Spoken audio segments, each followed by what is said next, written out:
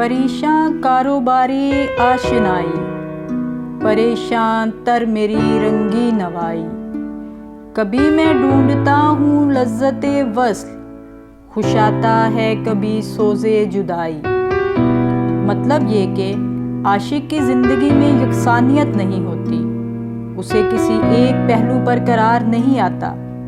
محبت کا کاروبار یعنی محبت کی زندگی سراپا اضطراب اور پریشانی ہوتی ہے۔ عاشق جب معشوق کے فراق میں آہ و نالہ کرتا ہے یا جب وہ اپنی واردات عشق کو شعر کی صورت میں بیان کرتا ہے تو اس کا کلام اس کے قلبی اضطراب کا آئینہ دار بن جاتا ہے، یعنی اس میں اضطراب اور سوز و گداز کا رنگ اس کی زندگی سے بھی بڑھ کر نظر آتا ہے۔